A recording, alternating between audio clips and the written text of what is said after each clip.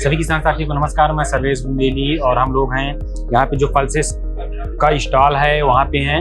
और अगर हम पल्सेस की बात करें तो किन क्षेत्रों में उनको उगाया जाता है और किन क्षेत्रों में पल्सेस की खेती की जाती है और कैसे खेती करना चाहिए, इन सब चीज़ों की बात करने के लिए हमारे साथ डॉक्टर सतीश नायक जी हैं, जिनसे हम जानेंगे कि पल्सेस की कौन कौन सी वैरायटियां हैं यहाँ पे जो हम लोग देख पा रहे हैं, उनकी क्या विशेषताएं हैं और इनको किस तरह के क्षेत्रों में किस तरह से ग्रो करना चाहिए कि किसान को अच्छा प्रोडक्शन मिले। सर, आपका किसान ऑफ इंडिया में बहुत बहुत स्वागत है। धन्यवाद। पल्सेस में अपने पास जो है दो तरह की पल्सेस होती है। एक जो है खरीफ पल्सेस होती है। इन पल्सेस को जो है हम बेसिकली जो रेनी सीजन में बुआई करते हैं और हमारे पास रेनी सीजन की बहुत सारी पल्सेस है। और दूसरी टाइप ऑफ पल्सेस होती है हमारी रबी पल्सेस। रबी मतलब हम जो इनको बोते हैं अपनी जो ठंडी के जो सीजन में, तो उसके अकॉर्डिंग हम पल्सेस को डिवाइड करते हैं। तो खरीफ सीजन में हमारा जो प्रमुख जो पल्स है वो है अरहर है। अरहर जो है एक ऐसी पल्स है, इसको उगाने के लिए आपको एक ऐसा खेत देखना चाहिए जहाँ पानी बिल्कुल ना रुके। अगर पानी वाला खेत रहेगा तो जहाँ पे अरहर अच्छे से होगी नहीं। और अरहर जो है पूरी भारत देश में उगाया जाता है। पर्टिकुलरली हमारे जो उत्तराखंड से लेके तमिलनाडु तक जो है अरहर उगती है और इधर हम नागालैंड से लेके राजस्थान गुजरात तक हम जो है अरहर को उगाया जा सकता है। और अरहर में अपने पास जो है हर क्षेत्र के लिए वैरायटी अलग अलग होती है। हमने अपना पूरा भारत को जो है 5 जोनों में इसको डिवाइड किया गया है। तो एक पहला अपना जोन आता है नॉर्थ वेस्टर्न प्लेन जोन, जहाँ पे वेस्टर्न प्लेन जोन में अपने पास जो है वेस्टर्न उत्तर प्रदेश, हरियाणा, पंजाब, उत्तराखंड और दिल्ली का कुछ पार्ट जो है ये वेस्टर्न पार्ट में आता है। और दूसरा एक पार्ट है नॉर्थ ईस्टर्न प्लेन जोन। यहाँ पे जो ईस्टर्न उत्तर प्रदेश, बिहार, झारखंड, छत्तीसगढ़ और वेस्ट बंगाल और ये स्टेट इसमें कवर होती है। ये जो ऊपर का जो हिली जोन है वो जो है उसमें जो हिल का जो अपना रीजन है, जैसे नॉर्थ ईस्टर्न रीजन हो गया और जो पहाड़ का जो रीजन है उसके लिए जो है। और नीचे 2 रीजन है अपने, एक सेंट्रल जोन। सेंट्रल जोन में जो है अपने पास आता है एक मध्य प्रदेश, महाराष्ट्र और छत्तीसगढ़। तो ये सेंट्रल जोन का स्टेट होता है और गुजरात भी सेंट्रल जोन का ही पार्ट है। और दूसरा जो आता है साउथ जोन। तो साउथ जोन में हमारे पास कर्नाटक, तेलंगाना, आंध्र प्रदेश और तमिलनाडु होते हैं। तो ऐसे ये तो जोन के कॉन्सेप्ट हो गए। और इन जोनों में जो वैरायटीज आती है वो सेंट्रल गवर्नमेंट से हमने जो सेंट्रल वैरायटल रिलीज कमेटी है इसके अंतर्गत में वैरायटी डिजाइन डेवलप करके रिलीज करते हैं। इसके अलावा स्टेट गवर्नमेंट भी अपनी वैरायटी को अपने अपने स्टेट्स के लिए देते हैं, जो उसको स्टेट रिलीज्ड वैरायटी हम बोलते हैं। तो मैं आज आपको जो अरहर की जो प्रमुख वैरायटी है उसके बारे में जानकारी दूंगा। अपने पास अरहर में जो है अभी सीड चेन में 3 हाइब्रिड है। ये एक हाइब्रिड है IPH 15-3 और दूसरा हाइब्रिड IPH 09-5। ये दोनों हाइब्रिड जो है IIPR कानपुर ने डेवलप किया है और बहुत अच्छे हाइब्रिड है। ये दोनों hybrid north western plain zone, जैसे मैं पहले बताया वेस्टर्न प्लेन जोन मतलब अपना वेस्टर्न यूपी, दिल्ली, हरियाणा, पंजाब, इन क्षेत्र के लिए ये दोनों है। अर्ली मैच्योरिंग है। ये इनका पकने का अवधि होता है 145 to 150 डेज। जब हम इनको जून में लगाएंगे, जून 15-20 तारीख तक इनकी प्लांटिंग करेंगे और नवंबर लास्ट तक इनकी कटाई हो जाएगी। इसके बाद किसान जो है अपना रबी क्रॉप ले सकता है, जैसे मस्टर्ड हो गया और गेहूं हो गया, चना हो गया, कोई भी क्रॉप जो है किसान इसके बाद ले सकते हैं। ये परफेक्ट क्रॉपिंग सिस्टम के लिए है।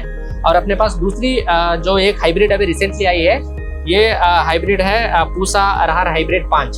तो ये दिल्ली से रिलीज हुई है, पर्टिकुलरली दिल्ली स्टेट के लिए, दिल्ली में जो और हरियाणा के लिए ये सूटेबल होगा। और अपने पास जो है सेंट्रल जोन के लिए अरहर में ये बहुत अच्छी वैरायटी ने IIPR डिजाइन डेवलप किया है। ये हाइब्रिड का नाम है IPA 15-6। ये वैरायटी भी जो है 150 दिन के अंदर मैच्योर होती है और इसकी यील्ड पोटेंशियल जो है अप टू 22 से 25 क्विंटल तक हमने रियलाइज किया है किसान की फील्ड में और अपनी सीड प्रोडक्शन प्लांट में। अगर किसान इसको अच्छे से करेगा तो 20-22 क्विंटल का जो है उपज उनको मिलेगा प्रति हेक्टेयर। सर, अमूमन जब हम अरहर की बात करते हैं तो फार्मरों के मन में जाता है कि अरहर लगभग साल भर वाली क्रॉप है। हाँ। जो हम जून जुलाई में बुआई करेंगे और फिर मार्च अप्रैल के आसपास काटेंगे। तो जैसे आप बता रहे हैं कि ये जो हाइब्रिड वैरायटी है जो लगभग 120 से 30 दिन में तैयार हो जाती है, ये 150 दिन में लगभग तैयार हो जाती है। तो जो साल भर तैयार होती है उससे किस तरह से ये वैरायटियां डिफरेंट है और क्या उसके टेस्ट में और उसके प्रोडक्शन में भी कोई अंतर आता है? एक्चुअली क्या होता है ना, अरहर जो है बेसिकली पेरिनियल क्रॉप है। पेरिनियल मतलब आप लगा दो इसको, इवन अर्ली वैरायटीज को भी अगर हम इसका फली वली तोड़ के छोड़ देंगे ना, ये साल भर तक ये जो है रहेगी, चलेगी। बट हम अरहर को ऐसे देखते हैं जब उसकी 60-70% अब फलियां जो है मैच्योर हो जाएगी तो उसको हम जो है मैच्योरिटी मान के उसको काट देते हैं। तो उस हिसाब से जो हमारी अर्ली वैरायटीज है इनकी जो मैक्सिमम फली जो है 80% तक फली जो है 140 से 45 दिन तक मैच्योर हो जाएगी, पक जाएगी, तब हम काट देंगे। और बाकी जो रहेगी हरी 10-12% फली जो है वो भी सूख जाएगी जब हम काट के पौधे को गिरा देते हैं। तो इसमें हमारा एक एडवांटेज है, दूसरी क्रॉप ले सकते हैं। और इनकी फ्लावरिंग जल्दी होती है क्योंकि ये वैरायटी है, इनको हमने ब्रीड किया हुआ है इतनी ही अवधि के लिए, इतनी ड्यूरेशन के लिए। और बाकी जो लंबी समय की जो वैरायटी है वो पर्टिकुलरली जो eastern part of the India में, पर्टिकुलरली ईस्टर्न यूपी, बिहार और वेस्ट बंगाल और झारखंड के लिए जो हम डेवलप करते हैं, यहाँ पे इसलिए जो लंबी अवधि वाली वैरायटी चलती है क्योंकि वहाँ नवंबर से जो ठंडी पड़ना चालू हो जाता है, दिसंबर जनवरी में पूरा ठंड हो जाता है। तो उस समय क्या होता है कि जो लॉन्ग ड्यूरेशन वैरायटी जो उनको फूल तो आता है बट फली नहीं बन पाती है वो ठंड की वजह से, तो वो वहाँ अरेस्ट हो जाता है, सीज हो जाते हैं। उसके बाद वो जाती है फरवरी बीच में, फरवरी के बाद उनके फूल अगेन दोबारा आता है, मार्च में पकती है, अप्रैल में कटती है। तो ऐसी इस तरह से जो है अर्ली जो है इनकी फ्लावरिंग स्टार्ट हो जाती है आपको जो है अगस्त में, अगस्त सितंबर की फर्स्ट वीक में इनकी फ्लावरिंग आ जाती है अर्ली में, जो अगेती टाइप में। और जो लंबी अवधि वाली है इनकी फ्लावरिंग आती है जो इनकी फ्लावरिंग नवंबर से चालू होती है कभी कभी, या नहीं तो अगस्त लास्ट से चालू होती है, अगस्त सितंबर तक चलती है बट पकती नहीं है, बीच में फंस जाती है विंटर से, और दोबारा फ्लश आता है इनका फरवरी में, तब जाके ये कटती है अप्रैल में। तो इस तरह से दोनों ग्रुप का जो है डिफरेंस होता है। अच्छा, जैसे हम लोग बात करें जो चना होता है उसकी थिनिंग की जाती है ताकि ज्यादा से ज्यादा टहनी निकले और प्रोडक्शन अच्छा मिले। तो कई बार हम लोग पढ़ते भी हैं कई जगहों पे कि अरहर में भी होता है, तो लेकिन अरहर में फार्मर उतना ज्यादा इसका उपयोग नहीं करता कि थिनिंग करे, तो उसके लिए फार्मर क्या उसको थिनिंग करना चाहिए जिस तरह से वो चने की करता है, या क्या करना चाहिए? एक्चुअली इस हिसाब से अगर देखा जाएगा ना, अरहर में थिनिंग करने का फायदा चने से भी ज्यादा हो सकता है क्योंकि अरहर में जो है आपको कम पौधे को तोड़ना पड़ता है, बट चने में इतने सारे पौधा होता है फिर भी हम थिनिंग कर लेते हैं। अगर अरहर में हम थिनिंग करेंगे डेफिनेटली इसकी जो ब्रांचेस जो होती है, जो निकलती है ब्रांचेस नीचे से, वो उसका नंबर बढ़ता है। और इससे अगर ब्रांचेस ज्यादा बढ़ेगी तो अल्टीमेटली फली ज्यादा आएगी, फली ज्यादा आएगा तो यील्ड बढ़ेगा। तो थिनिंग जो है, जो ऊपर निपिंग बोलते हैं इसको, निपिंग बोलते हैं, ये अरहर में भी रिकमेंडेड है। और अरहर का क्या होता है ना, पौधे से पौधे को हम डिस्टेंस जो है बराबर रखना चाहिए। किसी भी केस में ये नहीं सोचना है कि हमारे खेत में ज्यादा पौधे होने से ज्यादा यील्ड आता है, कभी भी ऐसा नहीं आता है। हर चीज के लिए एक ऑप्टिमम होता है। अरहर में क्या ऑप्टिमम होता है, अरहर में अगर हमने लाइन टू लाइन 60 सेंटीमीटर अगेती के लिए और लंबी अवधि वाली के लिए लाइन टू लाइन 90 सेंटीमीटर या 100 सेंटीमीटर, और पौधे से पौधे अरहर जो अगेती के लिए 20 सेंटीमीटर और लंबी वाली के लिए जो पौधे से पौधे अगर 30 सेंटीमीटर हम मेंटेन करेंगे तो उसमें हमको हर पौधे से कम 100 से 120 ग्राम की अरहर हमको लेना है, तब जाके जो ऑप्टिमम यील्ड मिलता है। अगर वही उतने ही डिस्टेंस में अगर ज्यादा पौधे को हम घुसा देंगे, पौधा पतला सा, छोटा सा, दुबला सा होता है, और जिस पौधे में 500 फली होना चाहिए उस पौधे में 150 फली होती है। तो इसीलिए लगाते हुए ये ध्यान रखना है, हमेशा स्पेसिंग को केयरफुली फॉलो करना है। अच्छा, अरहर की जैसे बात करते हैं तो जो साल भर की क्रॉप जो होती है अरहर की, जो अमूमन जनवरी में और दिसंबर लास्ट या जनवरी में फ्लावरिंग स्टेज में आती है, उसमें एक फार्मर बहुत ज़्यादा समस्या देखता है कि पाला पड़ता है और अगर धूप लगातार नहीं होती है तो उसमें माहू का प्रकोप होता है। तो उसके लिए किसान को क्या करना चाहिए, किन बातों का ध्यान देना चाहिए? वो क्या होता है, जैसे कि विंटर के बाद जो एक आध शावर होता है या मॉइस्चर होता है, मॉइस्चर की वजह से फंगस डेवलप हो जाता है। तो हम उसमें उसी क्योंकि लॉन्ग ड्यूरेशन पिजन पी का एरिया भी बहुत ड्रास्टिकली कम हो रहा है देश में। और पहले जो है एक समय में जो है आज से 5 साल पहले 6-6.5 लाख हेक्टेयर हुआ करता था लॉन्ग ड्यूरेशन का। आज वो एरिया घट के जो है 2.5 से 3 लाख हेक्टेयर आ गया, मतलब 50% एरिया घट गया है। इसीलिए हमारा ब्रीडिंग प्रोग्राम भी हम जो जहाँ पे लंबी अवधि वाली अरहर के लिए ट्रेडिशनली हम ग्रो करते थे, वहाँ पे भी हम अर्ली वैरायटी को डेवलप करने के लिए प्रयास चल रहा है। और आने वाले समय में अर्ली वैरायटी जो है अपनी Bihar, eastern UP, Jharkhand, West Bengal के लिए भी आ जाएगा। अगर उनको जहाँ पे एक्सक्लूसिवली लंबी अवधि वाली अरहर लगाना है, वहाँ पे एक शेड्यूल स्प्रे उनको फॉलो कर लेना है। जैसे ही पाला पड़ने के बाद जो अरहर जो है थोड़ा सूख के वो जब फ्रेश स्प्राउट आता है, ये उसमें जो है मैट को एक फंगिसाइड आता है, उसका फंगल स्प्रे दे देना है फ्लावरिंग टाइम पे, ताकि उसमें जो फंगल ग्रोथ होता है वो नहीं हो पाए। और रही बात अगर इंसेक्ट की, उस समय में अगर इंसेक्ट आती है, इंसेक्ट का जो प्रॉपर शेड्यूल होता है उसको अगर फॉलो कर लेंगे, जैसे अपना जब वेरायटी आप लेंगे तो एक शेड्यूल मिलता है, मतलब हमको कब कब स्प्रे करना है, तो उसके अकॉर्डिंग करेंगे तो इसमें कोई कीड़े का भी समस्या ज्यादा टफ नहीं है। और यहाँ पे जैसे हम लोग देख पा रहे हैं मूंग की वैरायटियां हैं, तो इसके बारे में भी थोड़ा सा बताएं कि इनको कब ग्रो करना चाहिए, कब लगाना चाहिए? मूंग एक ऐसी क्रॉप है, इसको जो है इसमें साल के तीनों सीजन में हम मूंग को ले सकते हैं। देश में ऐसी भी वैरायटी है अपने पास। तो उसको हम मूंग में इतनी ड्यूरेशन हमने कम कर दिया है, जैसे कि 65 दिन अपने पास 65 दिन में 2 महीने में मूंग हार्वेस्ट हो जाती है। तो विराट एक ऐसी वैरायटी अपने पास पैन इंडिया वैरायटी है, इंडिया के हर कोने में कहीं पे भी लगा सकते हो। ये पीला रोग जो है उसकी निरोध अवरोध है, इसमें वो रोग नहीं आता है और 55 से 60 दिन में ये वैरायटी मैच्योर हो जाती है। और ये वैरायटी बहुत अच्छी वैरायटी है विराट, तो IIPR से डेवलप किया गया है।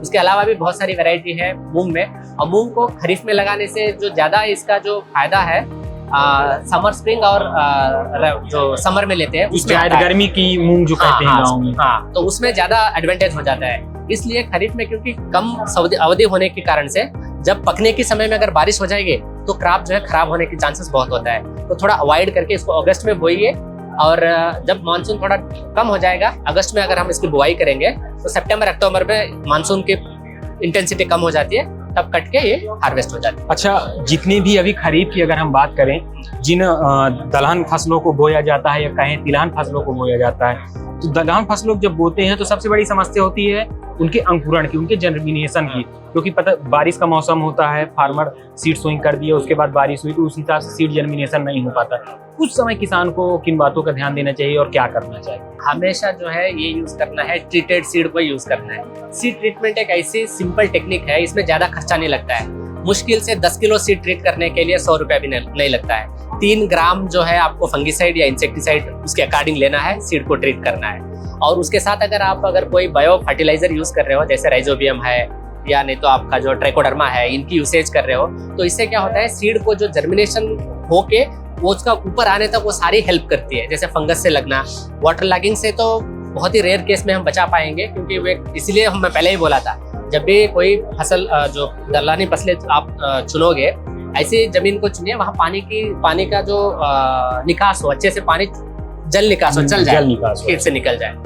पानी से तो हम ज्यादा इसमें वो नहीं कर सकते, बट बाकी अगर डिसीज से उससे क्रॉप मर रहा है तो उसको हम प्रोटेक्ट कर सकते हैं। अच्छा, जैसे IIPR कानपुर यूपी में है, यूपी के कानपुर में, और उसी से लगा हुआ बुंदेलखंड का क्षेत्र लगता है, तो जब भी IIPR वैरायटियाँ काफ़ी सारी रिलीज करता है तो एक वो मन में होता है कि बुंदेलखंड काफ़ी बड़ा हब है दलहन उत्पादन का और तिलहन उत्पादन का, तो क्या उस क्षेत्र के लिए भी अभी कोई नई वैरायटी है हाल फिलहाल आई है?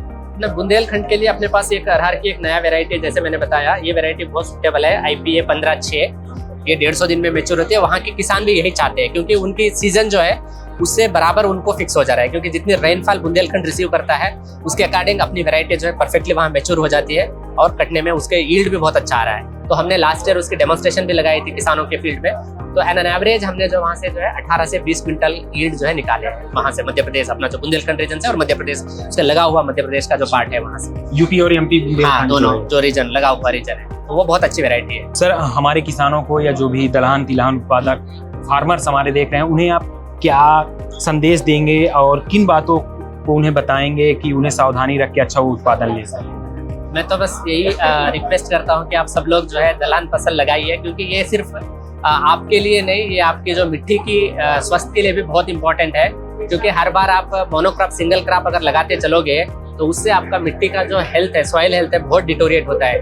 और दलहनी फसलें ऐसी फसलें हैं, ये आपकी मिट्टी का जो है रिजुविनेट करता है, इसको ताकतवर बनाता है। जैसे प्रोटीन खाने से आप ताकत बनते हो, वैसे आपका मिट्टी भी ताकतवर बनता है। अच्छा सर, जो दलहन क्रॉप है उसमें जो राइजोबियम ग्लैंड्स होती हैं, नाइट्रोजन की, उसका क्या कॉन्सेप्ट है, उसके बारे में भी थोड़ा सा। वो क्या है ना, जो लेग्यूम्स हम इसी को बोलते हैं, लेग्यूम्स ये होता है कि ये जो है सिम्बायोटिक नाइट्रोजन फिक्सिंग बैक्टीरिया होता है इन दलहन की जो फसल की रूट से जड़ के ऊपर। और ये बैक्टीरिया जो है जो वातावरण में जो प्रेजेंट है नाइट्रोजन, इसको फिक्स करके जो गैसियस जो एटॉमिक नाइट्रोजन जो एलिमेंटल नाइट्रोजन है उसको वो फिक्स करता है, और सॉइल में उसको फिक्स करके सॉइल के जो नाइट्रोजन कंटेंट है उसको बढ़ाता है। तो इसीलिए मैं बोला कि इसमें जैसे हम दलहन फसल मतलब खाने से हमको प्रोटीन मिलता है, ताकत मिलता है, वैसे ही ताकत मिट्टी को भी मिलता है। ये हमारे साथ डॉक्टर सतीश नायक थे, जिन्होंने बताया कि दलहन के क्या फायदे हैं और दलहन की खेती किस तरह से कर सकते हैं किसान, और कौन कौन सी उन्नत वैरायटियां हैं,